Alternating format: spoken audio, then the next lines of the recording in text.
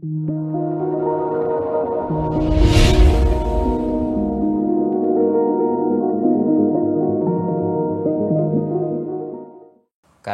ya tadi itu otak manusia itu tidak sesederhana kelihatannya, tampilannya yang hanya seonggok daging gitu kan. Makanya itu kaitannya kan gini. Itu saya gabungkan dengan konsep saya bertani. Dulu di Jogja saya berlatih untuk mengelola peternakan lele. Di situ yang inti yang saya dapatkan adalah kalau kamu beternak ikan, maka kalau kamu budidaya ikan, berarti nomor satu kamu harus budidaya air. Itu inti yang saya ambil selama 2 tahun. Tema besarnya ikan lele, tapi harus memahami dulu karakteristik air. Iya nggak gitu? Yang dibudidayakan adalah air, karena hanya di air yang sehat dia akan tumbuh maksimal. Saya tarik ke rumah dengan segala macam kebingungan itu tadi, lalu mengolah tanah. Ternyata tumbuhan kopi yang baik, yang sehat itu hanya tumbuh di tanah dan lingkungan yang terbaik. Kalau ditarik ke society, manusia itu luar biasa loh. Luar biasa. Dengan segala kesederhanaannya. Dia bisa, hipotesa, dia bisa tumbuh maksimal di lingkungan atau society yang bagus. Membuat society yang bagus, pengetahuan, edukasi. Edukasi. Nah, edukasi yang paling gampang diakses lewat buku bacaan. Ya buku bacaan itu salah satunya. Toolnya itu. Tapi kan di masyarakat kita harus memahami bahwa sosok atau pemimpinkah atau yang mendominasi atau ya sosok manusia itu ada harus kita segembar-gembor apapun kalau kita nggak menunjukkan diri sebagai sosok yang patut untuk dicontoh, karena lebih melihat orangnya. Makanya di situ perlu untuk sarjana-sarjana itu di tengah masyarakat juga mereka berbaur dan menjadi sosok yang unggul dan memang untuk mengunggul bareng-bareng yang kuyung. Kalau dia hanya unggul sendirian tanpa nyengkuyung ya dia hanya sendirian gitu loh, dia tumbuh sendiri. Istilahnya lingkungannya nggak dia rawat. Tapi kalau lingkungan dia rawat dengan dia menjadi sosok, istilahnya kalau di dalam Islam ada istilah ad-dahil itu loh, Abdurrahman Ad-Dahil sang pendobrak. Lah itu menurut saya kita dobrak. Kita anggap sistem lama selesai. Kita nggak bisa kayak sistem lama terus kan. Harus sistem baru. Untuk membuat sistem baru itu mau nggak mau adalah rumusnya cuma satu. Rusak sistem lama. Rusak. Yang dimaksud sistem lama dengan sistem baru itu lebih spesifik di mananya? Society, cara berpikir. Bukan menyalahkan sistem lama itu buruk, enggak.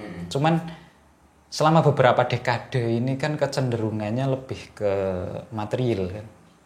Material yang mendorong manusia untuk bersifat pragmatis. Di mana pragmatis itu mereka pasti berpikir secara pendek. Sedangkan sebuah edukasi atau merubah suatu bangsa harus eskalasinya panjang nih. Nggak mungkin kan dalam 1 atau 2 tahun, bahkan 1 periode presiden pun mungkin akan sangat sulit. Eskalasinya harus panjang. Dan untuk berpikir panjang, itu orang-orang pragmatis agak kesulitan di situ. Makanya butuh filosof ini, yang agak filosof yang mereka memang tenang.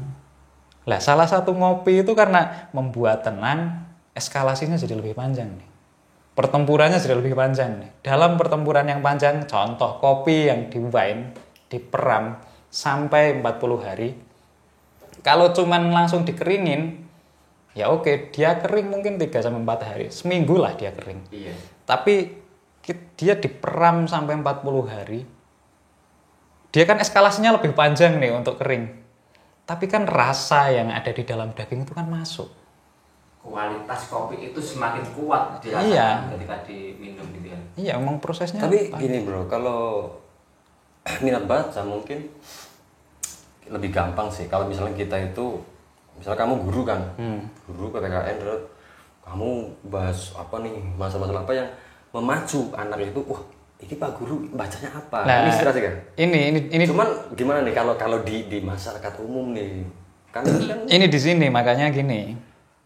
Yang namanya di masyarakat, kita punya angan-angan, kita punya cita-cita, kita punya program. 1001 macam halang rintang, itu pasti. Bisa dibilang apa yang saya programkan di dalam itu kan bukan program kolektif, itu kan program pribadi saja, sangat subjektif itu loh. Bisa dibilang gagal. Bukannya berhasil, bisa dibilang gagal, walaupun ada yang terpantik memang 1-2 ada, tapi menurut saya itu sudah cukup lah, lumayan. Itu bisa dibilang gagal. Makanya ternyata saya kalau langsung pakai cara yang kayak gini, kayaknya di masyarakat yang udah terlanjur hegemoni kayak gitu agak sulit nih untuk dapat 50% aja sulit nih. Oke lah, saya dapat 10% aja sudah cukup. Artinya itu gagal dalam edukasi tadi itu. Iya, edukasi nggak masif itu, nggak masif. Lah, ada tool lagi nih, masuk MTS sebagai guru, tool kan, yang dihadapin langsung anak-anak lulus SD. Saya guru kok, saya punya dominasi di dalam kelas. Wah, itu saya manfaatkan. Mungkin konsep saya yang ada di masyarakat itu bisa dibilang ya hanya berhasil 5-10%. Tapi mungkin di dalam kelas, kalau saya target 50% bisa. Saya gini bro. Maksudnya gini. Gitu, terus. Maksudnya sebuah program, sebuah cita-cita itu bisa tumbuh baik memang di lingkungan yang pas. Kita ingin di dalam lingkungan yang sudah terkonstruk semacam itu society, kita ingin mendobrak luar biasa beratnya. Tanpa dukungan istilahnya power yang lain ya. Nah, mungkin di tempat lain yang kita bisa mendominasi dan lingkungannya adalah lingkungan pendidikan, masuk dia berseragam, masuk dia memang sudah niat ingin cari ilmu, itu kan sudah terbentuk lingkungan itu dalam satu kelas itu. Nah, itu saya hajar habis-habisan di situ. Bahwa apa yang saya omongkan di anak yang baru lulus SD itu tentang Ipolexos Budhankam, ideologi, politik, ekonomi, sosial, budaya, pertahanan, dan keamanan. Itu konsep dasar bernegara. Konsep dasar bernegara. Emangnya PPKN itu apa? Pendidikan, Pancasila, dan kewarganegaraan. Kalau kita mau bicara kewarganegaraan ya harus itu. 7 itu. Nah, disitulah saya hajar habis-habisan. Tapi saya tidak memposisikan lah. Kadang kan istilahnya salah kaprahnya itu kadang guru merasa dia sebagai orang yang kan menafsirkan profesi guru itu sebagai orang yang memberi ilmu, memberi pertanyaan, memberi tugas. Padahal lebih dari itu, seperti tadi pengertian yang awal bahwa guru itu adalah manusia yang menginspirasi. Makanya dari itu saya coba untuk memberikan lecutan-lecutan kecil ke anak-anak itu untuk dia inspirasi. Iya, gini bro. Bukan inspirasinya, bukan terinspirasi saya, tapi tentang apa yang saya omongkan. Makanya saya tidak pernah menyelesaikan kalimat-kalimat saya. Dan selalu kontroversial. Walaupun itu fakta ya, maksudnya yang saya baca di dalam buku. Karena gini, saya selalu menggelitik mereka untuk gini. Sekarang umur kamu berapa? 13 tahun, Pak. 13 tahun. Nanti 2045, waktu Indonesia 100 tahun, umur kalian berapa? Kalau 13 tahun di tahun 2023, 22 kemarin kan, 22, sampai ke 45 itu berapa? 25 tahun. 25 tahun. Temenan kurang. Iya, antara itulah. Nah, kalau 13 tahun tambah 25, 13 tahun tambah 25, 38. Iya. Masa 38. produktif manusia. Masa produktif di situ mereka adalah masa-masa pemimpin. Dan di situ Indonesia emas. Saya mengasumsikan bahwa mereka lah generasi emas. Generasi emas itu sebenarnya setiap generasi pasti generasi emas. Cuman gini, emas akan menjadi emas kalau dia diolah menjadi emas. BBM, entah itu solar, entah itu premium dan lain sebagainya, dia diolah menjadi solar karena dia diolah menjadi solar. Bahan dasarnya sama kok. Fosil kan, dari fosil. Tapi karena dia diolah menjadi solar, maka dia menjadi solar. Bahan dasarnya mereka sama itu anak-anak. Otaknya sama itu. Kecerdasannya sama lah. Orang-orang Indonesia cerdas, pintar-pintar. Dan dia menjadi emas, generasi emas, hanya jika diolah menjadi emas. Prinsip saya. Makanya saya selalu memprovokasi mereka bahwa siap nggak siap, mau nggak mau, kalianlah generasi masa depan bangsa. Kalianlah yang menikmati Indonesia emas. Kalau kalian sekarang serius, kalian ingin dapat pengetahuan, kalian akan jadi generasi emas. Tapi kalau kalian males-malesan dan nggak mau, rasa dongeng, timbang repot-repot Indonesia didol wae. Seko saiki. Emang guru itu harus bisa memprovokasi seperti itu. Jadi nggak sekedar ya kita ngajar sesuai silabus atau apa itu namanya tuh ya. Nggak gitu-gitu dong kan. Tapi kan kita sudah di program sama pemerintah. Iya. Bahwa misal di LTS kurikulumnya ini, SMA kurikulumnya ini. Nah, ada kurikulum yang terbaru itu kayak sekolah merdeka. Iya, kurikulum merdeka. Atau pengertian sekolah merdeka itu yang dimaksud dengan Bro As'ad. Guru bukan menjadi mentor, tapi guru adalah orang yang menginspirasi. Itu bisa masuk di dalam pengertian sekolah merdeka. Untuk kurikulum pun terserah gurunya, yang penting bisa memberi pendidikan ke anak itu di awal saya tanyakan sama kepala kan. Kurikulumnya gimana Pak? Sekarang kurikulum merdeka. Intinya ya guru bukan hanya mengajar letterlek satu arah, tapi harus ada metode-metode bahan ajar yang itu mutakhir seperti nonton video dan lain sebagainya. Oh berarti murid-murid harus menemukan ilmunya sendiri. Lah itu berarti posisi guru fasilitator dong Pak? Iya, udah cukup. Kan gitu. Dari kata-kata itu kan, oh kalau gini ya wes jurus dewa mabuk wae. Tapi semua ini aku merenung nih, semua ini kamu yang bisa memprovokasi orang supaya bisa baca anak-anak. Ini sebenarnya ini hasil daripada ngopi kita juga sebenarnya kan. Dulu kan kita memang selalu seperti itu bahasanya. Enggak, kamu aja ngaku-ngaku. Tapi enggak, aku ya oke. Gini. Nah aku cerita nih ya. Aku juga ngajar bro. Oke. Aku juga ngajar, tapi ya meneng-meneng aku ngajar ngaji kan. Aku pernah nerangin tentang konsep keimanan dari setiap orang tuh. Konsep keimanan yang mendapat ada tingkatan-tingkatannya gitu. Terendah sampai tertinggi.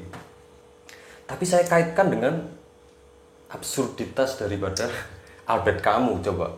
Albert Camus. Jadi Albert Camus itu orang yang bahkan dia kayak nggak suka juga dengan doktrin-doktrin agama gitu kan. Keimanan itu kan ada tingkatan paling rendah. Itu kalau misalkan nih bentuk dari keimanan adalah kita menghamba, kita sholat, kita berdoa, atau ya apa dalam bentuk apapun lah penghambaan kepada Tuhan, tapi yang diharapkan itu kepentingan dunia. Kayak gitu. Misalkan nih kamu sholat tahajud dan sebagainya supaya kamu bisnisnya lancar, ya kan? Supaya diangkat PNS atau apa, kepentingan dunia kan? Itu tingkatan iman terendah. Terendah, tapi masih dikategorikan iman. Itu ada di kitab Nurul Dolam kalau nggak salah dulu saya ngajar tuh, karya Imam Nawawi. Itu tapi tetap masih disebut iman, tapi itu terendah. Terus kalau kita mau beranjak lagi, ya kan, keimanan yang kedua yang lebih tinggi, next level of the faith, kayak gitu kan, itu apa namanya?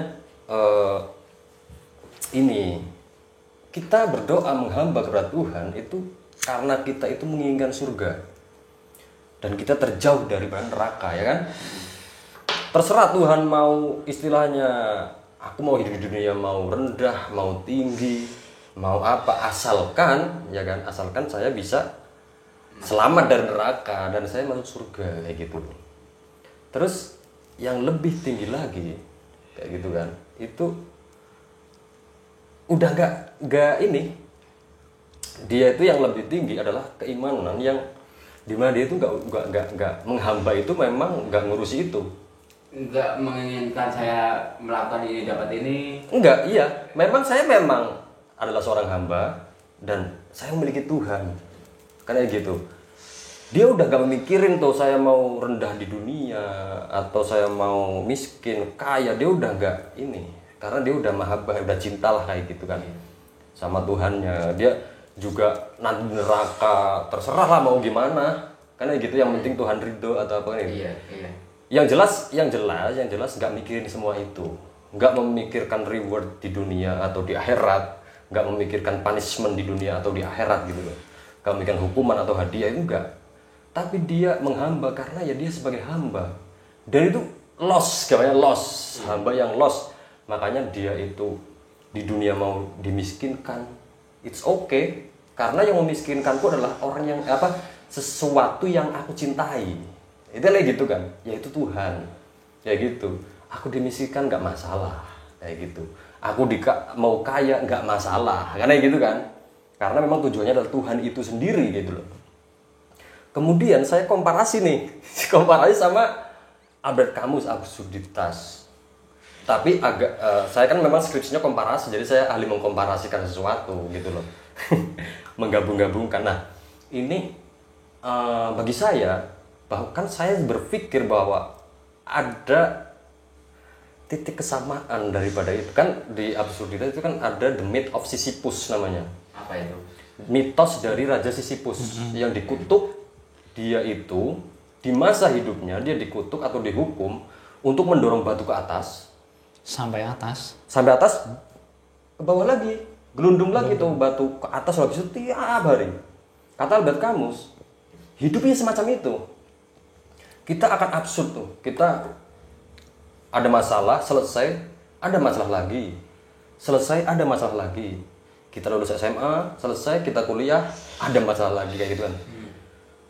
Kita itu bahagia sedih. Ada hal yang membuat kita bahagia, itu absurd hidup tuh, kayak nggak ada maknanya sama sekali. Toh pada akhirnya ya berakhir juga kan, gitu kan. Dan solusi daripada Albert Camus itu ada dua. Solusinya adalah bunuh diri. Kalau kamu ingin selesai daripada absurditas daripada hidup, bunuh diri saja, kayak gitu. Solusi yang kedua, dinikmati bro. Jadi kamu harus membayangkan, tapi solusi bunuh diri sebenarnya nggak terlalu dianjurkan, kayak gitu kan. Iya. Meskipun bunuh diri itu hak asasi sebenarnya. Iya, orang itu berhak untuk menghentikan hidupnya gitu kan. ini terlepas dari agama ya. Kalau agama tetap salah. Kalau dia melakukan sendiri, kalau dilakukan oleh orang lain, itu kan kena pidana itu. Pidana.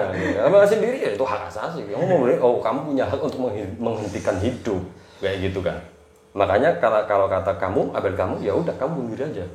Kalau ingin terlepas dari absurditas itu. Tapi solusi yang kedua adalah kamu harus membayangkan Sisyphus ini, ya kan, dia itu menaikkan batu, mendorong batu ke atas, ke bawah, terus menerus. Kamu harus membayangkan Sisyphus itu tersenyum, kayak gitu. Jadi di situ ada apa sebenarnya? Sisyphus itu tersenyum. Berarti kita sama Albert Camus itu disuruh untuk ya menikmati aja gitu loh.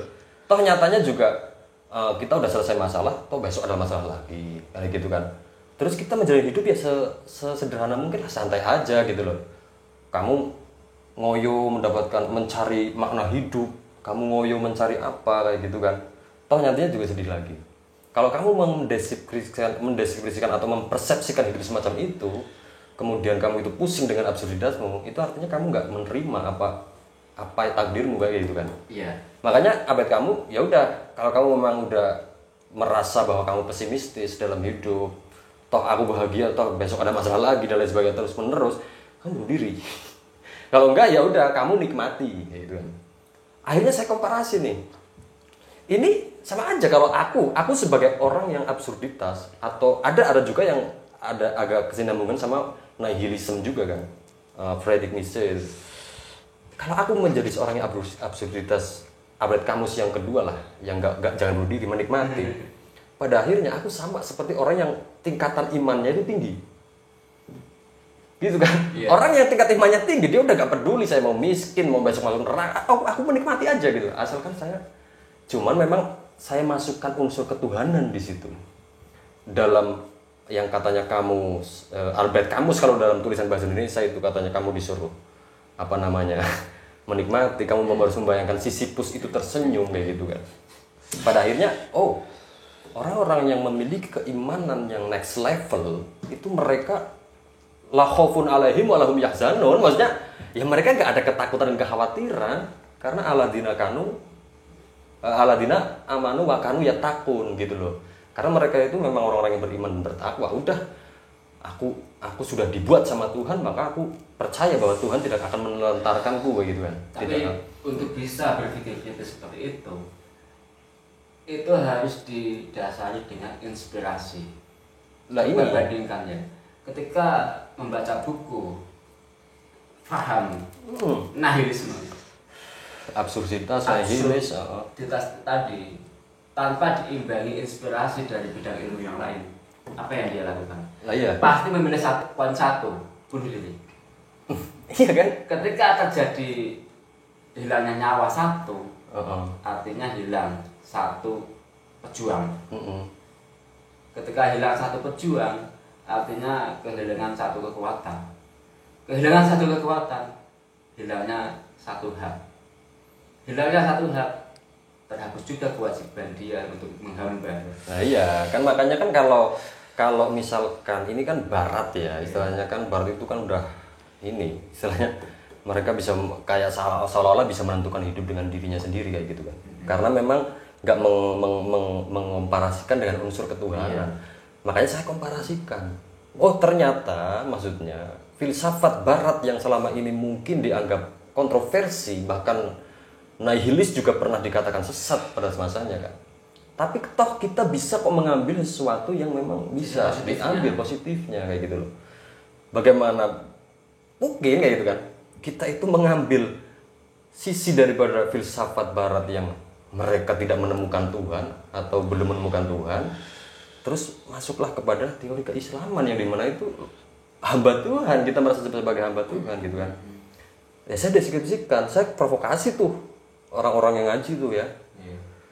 Saya di WA sama salah satu santri tuh, dua santri. Cewek lagi? Enggak. Itu rahasia kalau itu. Tapi saya bener-bener di WA. Kang, jenengan ibu baca apa? Nah ini saya udah bahagia nih. Iya.